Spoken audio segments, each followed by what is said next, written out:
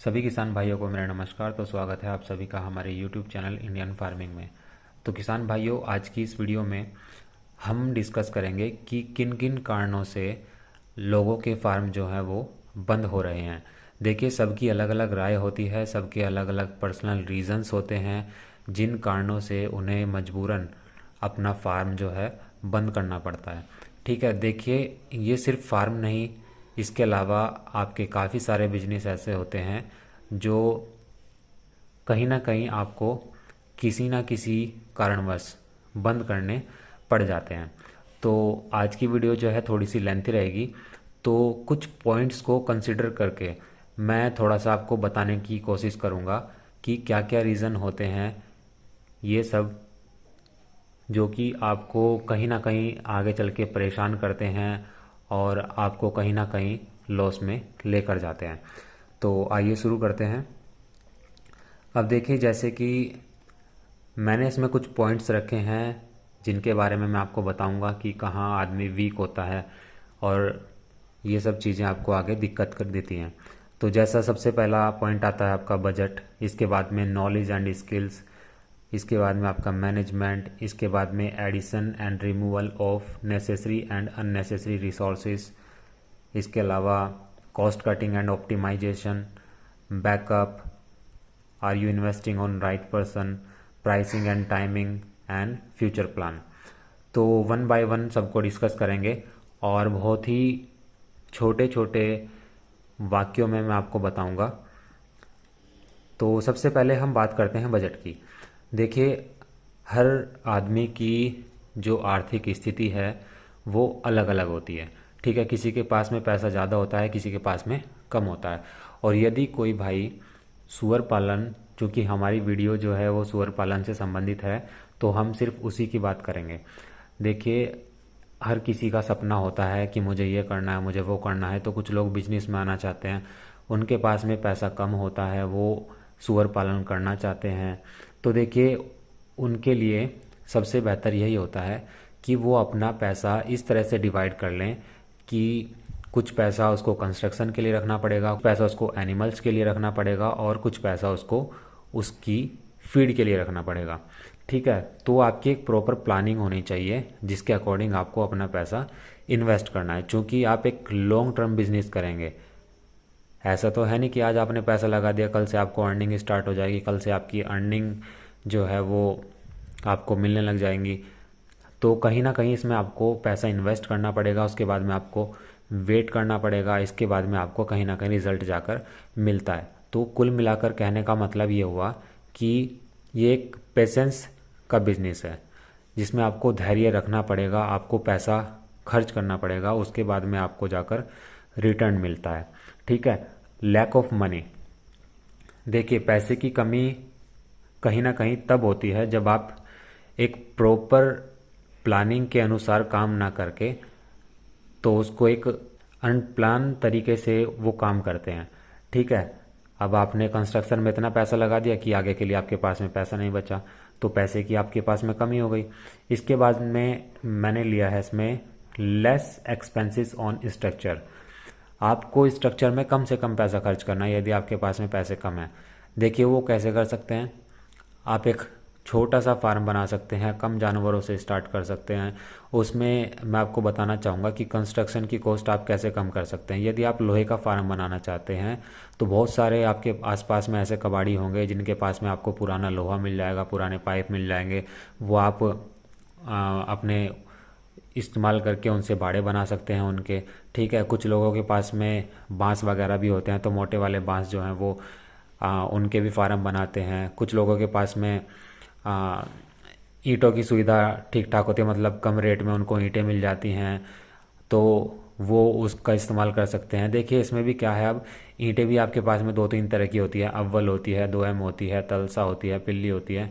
तो इसमें आप थर्ड ग्रेड की जो ईंटें हैं वो लगा सकते हो। जैसे तलसा ईंट होती है, रेट भी आपको 3,000 से 3,500 रुपये में मिल जाती है, तो आप उसकी चिनाई करवा सकते हैं। इसके अलावा थोड़ा सा बाहर से जो प्लास्टर करवाते हैं उसको थोड़ा सा स्ट्रॉन्ग लगा सकते हैं, तो ये भी आपका कहीं ना कहीं बेनिफिशियल रहेगा। इसके अलावा मोर एक्सपेंसेस ऑन फीड। अब देखिए, जब आपका फार्म तैयार हो जाता है, आपका स्ट्रक्चर तैयार हो जाता है, इसके बाद में आप एनिमल लेके आ जाते हैं, तो एनिमल भी आपको इस हिसाब से लेके आने हैं कि आपके एनिमल आने के बाद उनकी फीड का खर्चा आप 1 साल तक का कम से कम उठा सकें। ठीक है, इसके बाद में आपको फीड के लिए इनफ मनी रखनी पड़ेगी अपने अकाउंट में, ताकि किसी तरह की यदि कोई समस्या आती है तो आपको कहीं इधर उधर भटकना ना पड़े या फिर इमरजेंसी में अपने एनिमल को सेल ना करना पड़े। तो ये बजट के अंदर ही ये सारी चीज़ें आपको देखनी पड़ेंगी। इसके बाद में नेक्स्ट आता है आपका नॉलेज एंड स्किल। अब देखिए, जब भी आप कोई काम करते हैं तो कम से कम उसके बारे में आपको थोड़ी बहुत नॉलेज होनी चाहिए, और यदि नॉलेज नहीं भी होती तो आप उसके लिए रिसर्च कर सकते हैं, स्टडी कर सकते हैं, उसके बारे में आपको थोड़ी सी जानकारी मिलेगी। ठीक है, उसके बाद में आप जो आपका बिजनेस है उसको थोड़ा सा समझने की कोशिश कर सकते हैं। इसके अलावा आप कहीं से ट्रेनिंग ले सकते हैं, और ट्रेनिंग में भी आपको गवर्नमेंट ट्रेनिंग लेनी है, क्योंकि आपको पैसा कम से कम खर्च करना है यदि आप एक सुअर पालन करना चाहते हैं या फिर किसी भी तरह की फार्मिंग करना चाहते हैं। तो आप ये समझिए कि आपको जहाँ पैसा कम देना पड़े आप वहाँ से ज़्यादा चीज़ें सीख सके, तो उन सब चीज़ों को प्रेफर करने की कोशिश कीजिए। इसके बाद में वर्क ऑन स्किल डेवलपमेंट। ठीक है, इसके बाद में जो आप सीख कर आते हैं, जो आपको ट्रेनिंग में बताया जाता है, उसको जब आप इम्प्लीमेंट करेंगे कहीं ना कहीं आपकी जो स्किल्स होंगी वो डेवलप होंगी। तो नॉलेज और स्किल आपके पास में होनी चाहिए। इसके बाद में जो सबसे बड़ी प्रॉब्लम होती है वो होती है मैनेजमेंट प्रॉब्लम। ठीक है, मैनेजमेंट यदि आपका बेहतर है तो आप एक सक्सेसफुल फार्मर बन सकते हैं, अदरवाइज मैनेजमेंट ऐसी चीज़ है जो आपको बिल्कुल बैठा देगा। अब देखिए, इसमें है आपका कॉस्ट बेनिफिट रेशियो। ये एक ऐसी चीज़ है कि आपके अंदर कितनी इंटेलिजेंस है कि जो आपने पैसा इन्वेस्ट किया है आप उसको कम से कम एक लिमिटेड टाइम में रिटर्न कर सकते हो। ठीक है, इसके बाद में execution of plan and implementation of task on priorities. इसके बाद में जैसे आपने एक शेड्यूल बना रखा है अपने फार्म में कि भाई मुझे इस टाइम अपने फार्म में झाड़ू लगानी है, इसके बाद में मुझे इस टाइम सफाई करनी है, इसके बाद में मुझे फीड डालनी है, इसके बाद में मुझे वैक्सीनेशन करना है। तो इन सब चीज़ों का एक प्लान आपके पास में होना चाहिए, एक शेड्यूल आपके पास में होना चाहिए, उसके अकॉर्डिंग आप काम कर रहे हो या नहीं कर रहे हो। ये सब चीज़ें कहीं ना कहीं आपके मैनेजमेंट का हिस्सा होती हैं, जो कि बहुत ही ज़रूरी होती हैं। अब देखिए, आपने इतना बड़ा फार्म खोल रखा है, आपने उसमें लेबर रख रखी हैं, बट यदि आप अपनी लेबर को अच्छे से मैनेज कर लोगे तो आप कहीं ना कहीं प्रॉफिट की तरफ जाओगे। अदरवाइज़ बहुत बड़े बड़े फार्म ऐसे होते हैं जिनके पास में काफ़ी लेबर होती हैं और वो जैसा आप कहते हैं वैसा नहीं करती, कहीं ना कहीं वो अपनी मर्जी करती है। ठीक है, तो उसमें आप कुछ नहीं कर सकते सिवाय उसको हटाने के। या तो आप खुद करो और या फिर आप ऐसी लेबर रखो जो भरोसेमंद हो और आपका कहना माने। ठीक है, क्योंकि लेबर भी कहीं ना कहीं गड़बड़ करती है। ठीक है, और आप जिस तरह से कहो उस तरह से उसको वो फॉलो करना पड़े। इसके बाद में addition and removal of necessary and unnecessary resources. अब देखिए, invest intelligently on new resources. ठीक है, आपको मतलब सही जगह इन्वेस्ट करना है। जिन चीज़ों की आपको फार्म में आवश्यकता है सिर्फ उन्हीं पर अपना पैसा खर्च करें, कहीं बेफिजूल खर्ची बिल्कुल भी ना करें। इसके बाद में utilise the existing resources at max. तो जो चीज़ें आपके पास में हैं, ठीक है, जिनका आपको इस्तेमाल करना है अपने फार्म में, उनका मैक्सिमम यूटिलाइज कीजिए। ठीक है, इसके बाद में प्रिवेंट अननेसेसरी एक्सपेंसेस। आपको जो है ना बेफिजूल के जो खर्चे होते हैं उनसे बचना है। अब देखिए, बेफिजूल के खर्चे, यदि आपने ट्रेनिंग ले रखी है बाय चांस, अब आपको पता है कि यदि किसी पिगलेट को या फिर किसी सूअर को क्या है, कोई फीवर हो गया या फिर एलर्जी हो गई, तो आपको पता है, जो आपको ट्रेनिंग में बताया गया कि उसके लिए ये मेडिसिन है। यदि आप इधर उधर की दवाइयाँ लोगों से पूछ के वो इकट्ठा कर लोगे तो कोई फ़ायदा नहीं होगा उसका। जब आपने ट्रेनिंग ली है तो कहीं ना कहीं उसको पहले यूज़ कीजिए जो उन्होंने दवाई बताई है। उसके बाद में कहीं अगर आराम नहीं लगता तो आप दवाई चेंज कर सकते हैं। ऐसा नहीं कि एक बारी आपने दवाई ला के रख ली कि ये सारी की सारी दवाइयाँ एलर्जी की हैं तो बिना मतलब कि आपने पैसा खर्च कर दिया। इसके बाद में रिमूव एक्स्ट्रा लाइबिलिटीज़। अब देखिए, जितने जानवर आपके पास हैं उसी के अकॉर्डिंग आप अपना जो फार्म है वो तैयार करो। ऐसा नहीं कि आपने 5 जानवर रखे हैं और बाड़े आपने बना दिए 10-15 और पूरे फार्म में आपने लाइट लगा दी, सब अच्छी तरह से सारी सुविधाएं मतलब दे दी, वाटर निप्पल लगा दिए आपने, उसमें नीचे पत्थर भी लगवा दिया, सारी मतलब जो एक पिग को आवश्यक है वो आपने सारी चीज़ें उसमें लगा दी। बट फ़ायदा क्या है जब आपके पास में उतने जानवर नहीं है? तो या तो आप फालतू की लाइटें मत लगाओ यहाँ। इसके अलावा जो आपने वाटर निप्पल पहले से लगा दी उसकी ज़रूरत क्या थी जब वो बाड़ा ही मतलब खाली है? तो मतलब इन सब चीज़ों को आपको कहीं ना कहीं कंसिडर करना होगा। जितनी आपको आवश्यकता है उतनी चीज़ें आप उसमें इंक्लूड करते जाओ। इसके बाद में नेक्स्ट आता है आपका कॉस्ट कटिंग एंड ऑप्टिमाइजेशन। तो इसमें आपका क्या है, save money as much as you can. ठीक है, जहाँ जितना पैसा आप बचा सको पिगरी के अंदर उतना आपको बचाना है। देखिए क्या होता है, जब अपनी आप फीड तैयार करते हो या खुद की फीड तैयार करते हो तो आप इधर उधर भटकते हो। भाई आपको मक्का लेके आनी है, आपको किनकी लेके आनी है, राइस पॉलिश लेके आनी है, सोया डीओसी लेके आनी है, आपको मिनरल मिक्सचर लेके आना है, आपको नमक लेके आना है। तो देखिए, आप अलग अलग डीलर के पास जाओ, सबसे उनके रेट लो, उनकी कोटेशन मंगाओ, उसके बाद में कंपैरिजन करो, क्वालिटी कैसी है, क्या रेट है। तो जहां आपको अच्छा लगे, यदि आप अच्छी क्वालिटी का खिलाना चाहते हैं, कम रेट में आपको मिल रहा है तो उसे प्रेफर करो। अगर आपका 1-2 रुपया भी बचता है तो उसको आपको बचाना होता है। ठीक है, negotiate with dealers, compare the quotations, don't compromise with quality. ठीक है, आपको अच्छी क्वालिटी का फीड अपने एनिमल्स को देना है ताकि उसको एक बैलेंस फीड मिल सके जो आप अपने आप उसको तैयार करके दोगे, तभी आपकी जो एनिमल है वो ग्रोथ करेगी। अदरवाइज़ कहीं ना कहीं आप उनको खिलाते जाओगे, अपना पैसा इन्वेस्ट करते जाओगे, बट आपको रिजल्ट नहीं मिलेगा। तो ये सारी चीज़ें भी आपको कहीं ना कहीं इंक्लूड करनी पड़ेंगी। ठीक है, इसके अलावा नेक्स्ट आता है आपका बैकअप, या फिर आप कह सकते हैं प्लान बी। आपके पास में जब आप इतना पैसा इन्वेस्ट करते हैं तो आपके पास में कोई प्लान भी होना चाहिए, आपके पास में कुछ बैकअप भी होना चाहिए। अब जैसे आपने जो पैसा रखा था फीड के लिए, अब बाई चांस वो आपका पूरा इन्वेस्ट हो चुका, तो इसके अलावा आपके पास में और पैसा है या नहीं है, आप कहाँ से अरेंज करते हो, वो सब आपके ऊपर निर्भर करता है। तो you must have plan B, आपके पास में प्लान बी होना चाहिए। In case of loss change your decision quickly. यदि आपको लग रहा है कि मुझे इस चीज़ में कहीं ना कहीं लॉस होने वाला है तो आप अपना डिसीजन चेंज कर सकते हैं।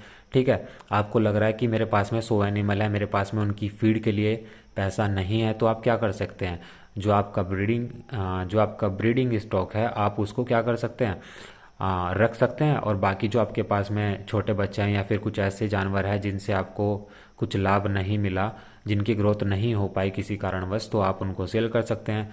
तो जितने आपके काम के एनिमल होंगे सिर्फ आपके पास में वो रहेंगे, आप उनको अच्छा खिलाओ, उनकी अच्छी देखभाल करो, उनसे अच्छे बच्चे लो। ये सारी चीज़ें आपको करनी पड़ेंगी। टेक कैलकुलेटिव रिस्क, और रिस्क यदि आप लेना भी चाहते हो तो एक मतलब उसकी एक लिमिट होनी चाहिए। ठीक है, आपको लग रहा है कि भाई मेरा 4-5 लाख रुपए इन्वेस्ट हो रहा है और उसमें कुछ मिलने वाला भी नहीं है, तो रिस्क इस तरह के लो जिसमें आप आराम से रिकवरी कर लो। ठीक है, इसके बाद में नेक्स्ट आता है आपका are you investing on right person. ठीक है, कि क्या आप एक सही आदमी पर जो है पैसा इन्वेस्ट कर रहे हैं।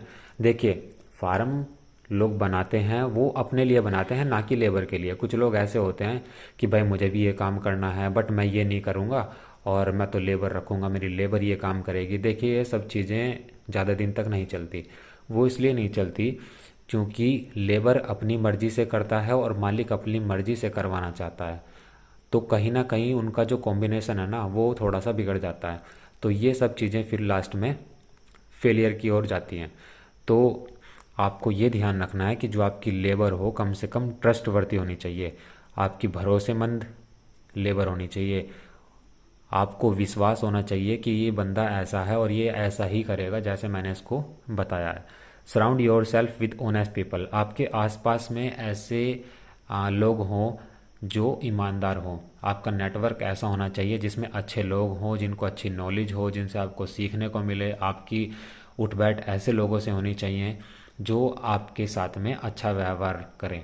ये ऐसा नहीं है कि आपके सामने कुछ हैं, पीठ पीछे आपके कुछ हैं, तो ये सब चीज़ें मतलब नहीं आनी चाहिए।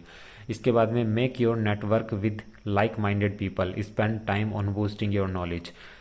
तो इसी प्रकार का आपको नेटवर्क बनाना है जिसमें आपको आपके जैसे लोग मिले, आपसे बेहतर लोग मिले, जो आपको बिजनेस की प्रोग्रेस में कहीं ना कहीं आपकी हेल्प करें। ठीक है, इसके बाद में नेक्स्ट आता है आपका प्राइसिंग एंड टाइमिंग। अब देखिए, sell out after a certain time period. अब कुछ लोग ऐसे होते हैं कि भाई वो शुरू से खिलाना स्टार्ट करते हैं, कहीं ना कहीं उनको 7 8 9 10 महीने तक हो जाते हैं, बट उनके एनिमल ग्रोथ नहीं करते। तो आपको एक प्लान इस तरह से तैयार करना है कि उनकी एक लिमिट बना लो, या तो आप कि भाई मुझे ये जानवर है, आज ये पैदा हुआ है और आज से एग्जैक्ट 7 मंथ्स के बाद में या 6 मंथ्स के बाद में मुझे ये सेल करना है, मुझे इस पर और पैसा खर्च नहीं करना। जब उसकी ग्रोथ होगी तो वो 6 महीने में भी हो जाएगा आपका 100 किलो का, और जिसकी ग्रोथ नहीं होगी तो आप उसको मैक्सिमम 7 मंथ्स तक रखो, 7 महीने तक उसको रखो। क्योंकि एक स्टेज ऐसी भी आती है एनिमल की जिसमें वो खाता जाता है बट आपको लगता नहीं है कि उसकी ग्रोथ हो रही है। ठीक है, तो इस तरह का मतलब आपको एक टाइम पीरियड सेट करना पड़ेगा ताकि आपके पास में जो पैसा है वो एक सही रास्ते में मतलब खर्च हो। ठीक है, इसके बाद में sell at maximum rate possible. अब जब देखिए आप इतना महंगा खिलाओगे तो मार्केट का रेट भी आपको देखना पड़ेगा कि जब आपको लगे कि हाँ मुझे कहीं ना कहीं यहाँ से कुछ बच सकता है तो उस रेट पे आप अपना माल सेल कर दो। ऐसा नहीं कि आपने मतलब आज माल ले लिया, उसके बाद में आपने तैयार कर लिया और रेट मार्केट में कुछ और है और आप कुछ और रेट पे बेच रहे हो।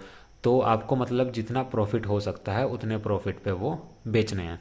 तो ये सब चीज़ें आपको मार्केट में घूम फिर कर ही पता चलेंगी कि कटिंग का रेट क्या है, ब्रीडिंग का रेट क्या है। ये सब चीज़ें डिपेंड करती हैं आपके ऊपर कि आप ब्रीडिंग स्टॉक तैयार करते हो, सिर्फ ब्रीडिंग करते हो अपने फार्म पर या फैटनिंग भी करते हो। हालांकि इंडिया में फैटनिंग ही कामयाब है, जितने फैटनर्स आप तैयार करोगे उतना आपको प्रॉफिट होगा। इसके अलावा फ्यूचर प्लान। अब देखिए फ्यूचर प्लान में आपके पास में क्या प्लान है आगे के लिए। अब देखिए बहुत से फार्म ऐसे हैं जो अपने सुअर फार्म के वेस्ट से अपने आसपास में छोटे मोटे उन्होंने तालाब बना रखे हैं, या फिर किसी के पास में सरकारी तालाब हैं, वो क्या करते हैं उसमें उनका जो मल होता है वो सब इकट्ठा कर रहे हैं, उसके अंदर वो वेस्ट पर पलने वाली मछलियाँ भी तैयार कर रहे हैं। ठीक है, तो कहीं ना कहीं वो आपको प्रॉफिट ही देंगी। ठीक है, क्योंकि आपको फीड में पैसा खर्च तो करना नहीं है, सिर्फ उसका मेंटेनेंस का थोड़ा बहुत खर्चा है, और बाकी आपकी जितनी भी फीड अंदर से जाएगी, आपके पास में जितने ज़्यादा एनिमल होंगे उतना ज़्यादा उनका वेस्ट निकलेगा, उतनी ज़्यादा आपकी मछलियाँ पलती जाएंगी, तैयार होती जाएंगी। ठीक है, उसके बाद में यदि आपके पास में इतना पैसा नहीं है तो उसके लिए आप एक पार्टनर भी अपना ढूंढ सकते हो कि जो आपके साझे में काम कर सके मछली पालन में। इसके अलावा ट्राई फॉर बैंक लोन। आप यदि आपके पास में फ़ंड की व्यवस्था नहीं हो पा रही है तो आप बैंक लोन के लिए भी पूछ सकते हो। इसके अलावा try a new venture like fish farming, poultry farming. आप इसके अलावा यदि आपको लगता है कि कहीं ना कहीं मुझे इसमें प्रॉफिट हो रहा है तो उसके अलावा जो आपको वहाँ से पैसा मिलता है पिग फार्मिंग से, तो आप साथ साथ में फ़िश फार्मिंग भी कर सकते हो, पोल्ट्री फार्मिंग भी कर सकते हो। बहुत सारी चीज़ें अब तो ऐसी हो गई हैं मतलब जो आप आसानी से कर सकते हो। बट पहले आपको जो आपने पैसा लगाया है उसको रिटर्न करना है, उसको कहीं ना कहीं इस्टेब्लिश करना है, उसके बाद में ही आप ये सब चीज़ें कर सकते हैं। और देखिए इसके अलावा मैनेजमेंट सबसे बड़ा रोल प्ले करता है किसी भी बिजनेस में। जितना अच्छा आपका मैनेजमेंट होगा, जितने अच्छे से आप अपनी लेबर, अपने एम्प्लॉय को मैनेज कर पाओगे, उतना अच्छे तरीके से जो है आप अपना बिजनेस को रन कर सकते हो। अब देखिए बहुत सारे लोगों के कमेंट थे कि उनका फार्म ऐसे क्यों बंद हुआ, क्या कारण रहा। देखिए कारण किसी को नहीं पता होता, ना कोई बताना चाहता। ठीक है, सबके अपने पर्सनल रीजंस होते हैं। ठीक है, ऐसा भी देखा होगा आपने कि कहीं ना कहीं अब जब भी मौसम चेंज होता है तो बीमारियां फार्म में ज़रूर आती हैं। ठीक है, इस बात का आपको हमेशा ध्यान रखना है और समय समय पर सभी एनिमल्स को वैक्सीनेशन भी किया जाना चाहिए। जैसे कि आपको पता है कि इंडिया में 2 तरह की ही आपको वैक्सीन मिलती है, स्वाइन फीवर और एफएमडी। तो जब भी मौसम चेंज होता है तभी आप अपने जो गवर्नमेंट हॉस्पिटल हैं वेटनरी के, तो आप वहाँ से कांटेक्ट कर सकते हैं डॉक्टर से। जो भी आपको वैक्सीन वहाँ आती है वो आप अपने एनिमल पर लाकर लगा सकते हैं, ताकि आप अपने फार्म को कहीं ना कहीं लॉस में जाने से बचा सकें। अब देखिए, किसी के बारे में कुछ नहीं कहा जा सकता, क्योंकि ना तो हम किसी को जानते हैं और ना किसी को हम जानना चाहते। ठीक है, जिसका जैसा था वैसा उसने अपना लगाया, वैसा उसने अपना बंद कर दिया। इससे कोई फ़र्क नहीं पड़ता, सिर्फ आपको अपने काम से मतलब रखना है। जब आपने पैसा लगाया तो आप उसको कितने अच्छे तरीके से मैनेज कर रहे हो। ठीक है, तो यही सब छोटे मोटे से कारण होते हैं जिनके कारण आपको कहीं ना कहीं अपना जो बैंक बैलेंस है उसको देखते हुए अपना काम स्टार्ट करना है और प्रॉफिट की तरफ जाना है, ना कि लॉस की तरफ। देखिए, रिस्क का नाम ही बिजनेस होता है। यदि आप रिस्क लोगे तो ही आप उसमें देख पाओगे कि क्या अप एंड डाउन्स हैं, क्या प्रॉफिट है, क्या लॉस है। आपको इन्वेस्ट तो करना पड़ेगा यदि आपको बिजनेस करना है।